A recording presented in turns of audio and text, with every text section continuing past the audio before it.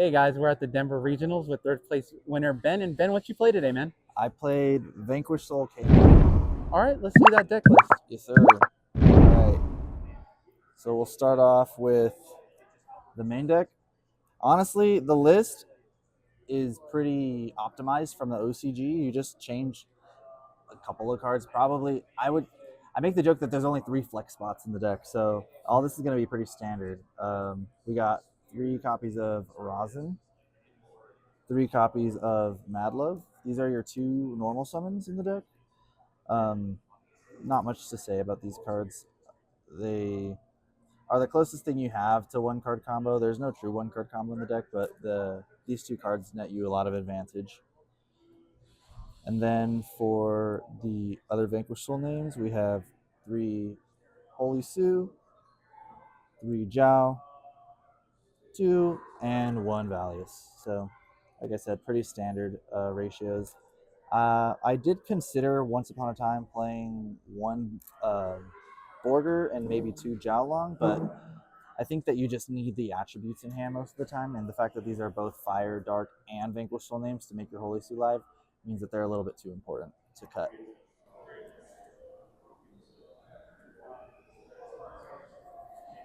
And for the rest of the Vanquish Soul monsters, we got, or not monsters, sorry, Vanquish Soul package, we got 3 Stake Your Soul, 1 Snow Devil, and 1 Field Spell.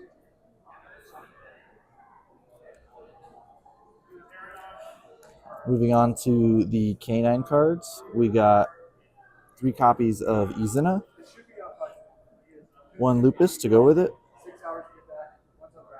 3 copies of Joe 1 Lantern, and the 2 spell cards, the quick play and the case. I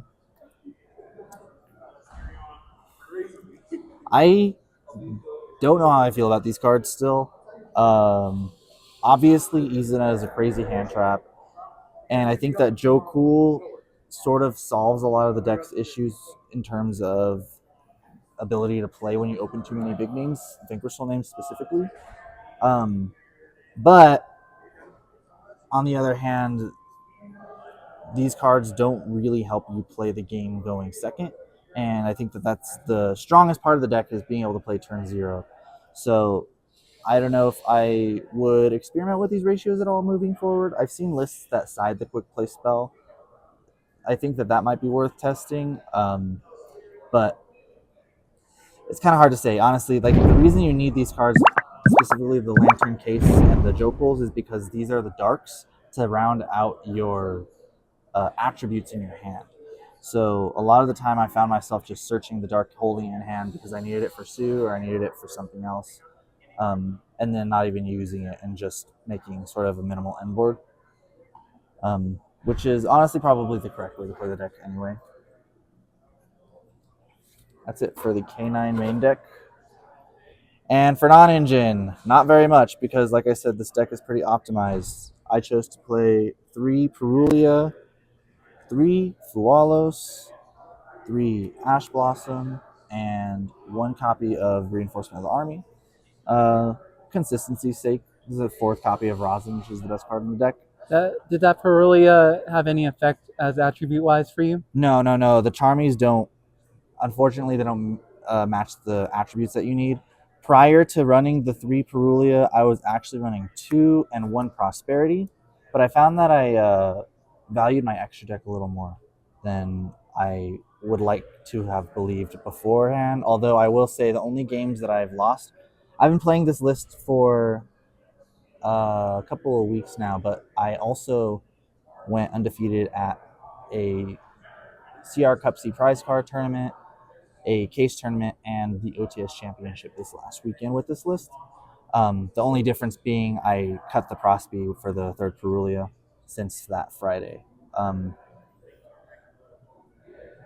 But I don't know if I would make a lot of changes. I don't think there are a lot of changes that could be made. Usually in this spot where the Perulias are, a lot of people tend to side deck these cards and play things like a Kurikara, a Doberon, a Shifter, talents called by, stuff like that. Like I said, I just value the ability to play on turn 0. And with this deck rising in popularity, I think Perulia was the right call for this event, even though I didn't play against a lot of mirror matches. In fact, I didn't play any, but I still think that this was probably the correct thing to do here. And that's 40 cards sharp in the main. Going on to the extra deck, I played for the Vanquish Soul cards 2 copies of Rock of the Vanquisher and 1 copy of Vanquish Soul Rocks.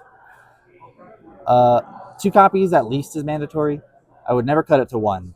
It definitely comes up, especially in the mirror matches and against decks like Draco Tail, where you're really going to be grinding back and forth with them. Vanquish Soul Rocks comes up a lot as well.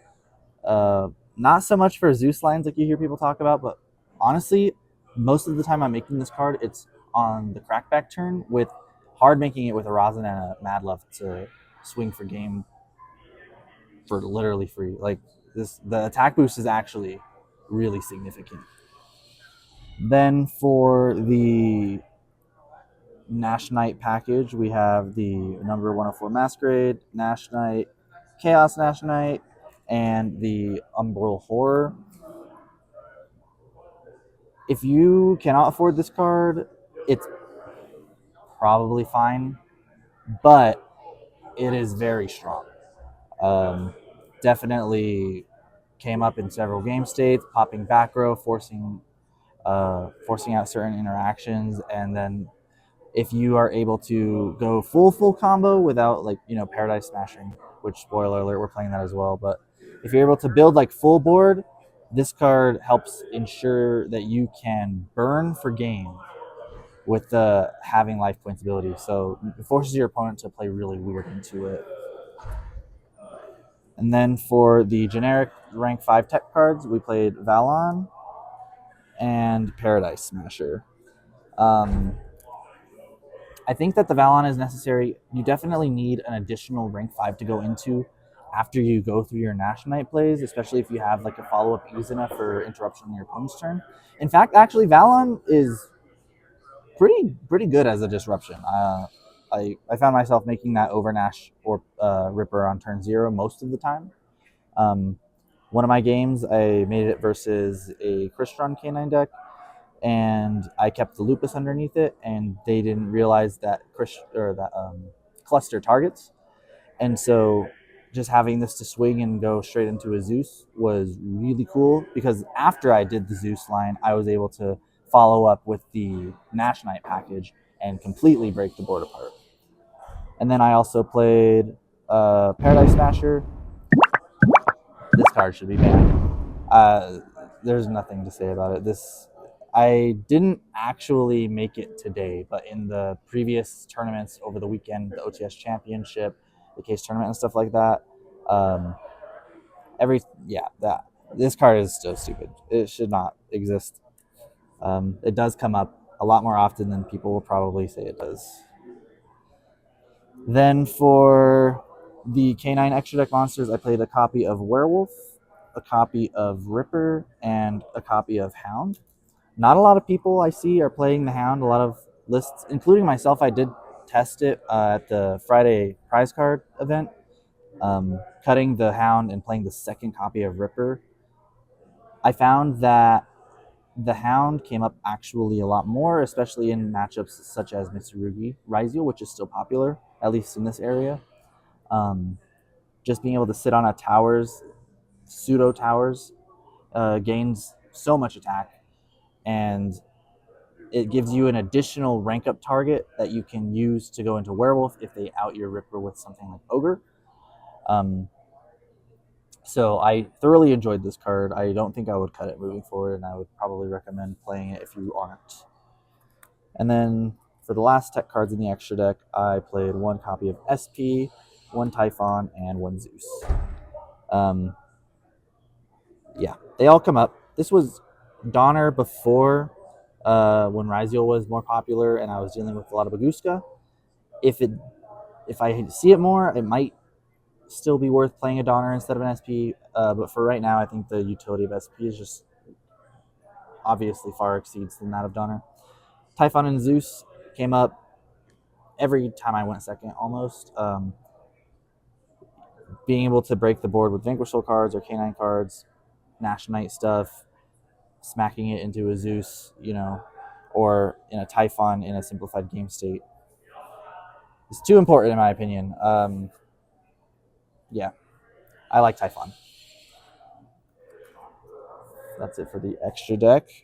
For the side deck, I played 3 copies of Shared Ride, 1 Called by the Grave, 1 Triple Tactics Talents, 1 Harpy's Feather Duster, 3 Artifact Lancia, 3 Droll and Lockbird, 2 Nibiru, and 1 Shifter. The thought process here is that when I go first, I can take out all 6 Charmies, put in whichever of these 3 tech cards of my choice that I feel like are the best for the specific matchups. So that's going to be Droll for Mitsurugi Raziel, Lancia for Malice, Crystron, or Lunalight. Shared Ride for the mirror match and Mitsurugi Raziel. Nibiru and Shifter for anything rogue, really. Yummy, specifically, is what I found myself putting these cards in against today. Shifter, I drew it a lot, and it was pretty broken. So I could see why a lot of people are main decking this card, especially as Yummy increases in popularity and Malice falls. But I definitely think siding the Drolls and Lancias are still mandatory, unfortunately, until those decks are gone. So you side in any of these 3 combinations of cards, and then Talents and Called By for going first. The side pattern was pretty clean. That's, I guess, the good thing about the deck being pretty cookie cutter is it makes it really easy to sort of figure out how you want to play post side. And then the Duster. Not much to say about that. Fair enough. And what do you think about this new format right now? I think that the format is really fun. I know that's an unpopular opinion. I do wish that they would tone down Malice and Raziel a little bit, just so we don't have to worry about them. Like dedicating 6 extra or side deck slots to those decks is a pretty significant thing. But otherwise, I think that it's a very skill testing format, and I definitely think that the 3 decks from the Justice Hunter set are very skill rewarding and worth playing and very fun, honestly. Heck yeah. And then before we head out, any shoutouts? Yeah, just shout out to the Colorado gang, my primary testing partners, Rich and Crowley. Shout out to Andrew, who also is one of my testing partners. He also made top 8 here. He bubbled at 5th, so he didn't get the playmat. But and shout out to, I guess, Nerds, the store that put on the so we can have regionals. Heck yeah. Thanks for the deck for fun, man. Yeah, appreciate you.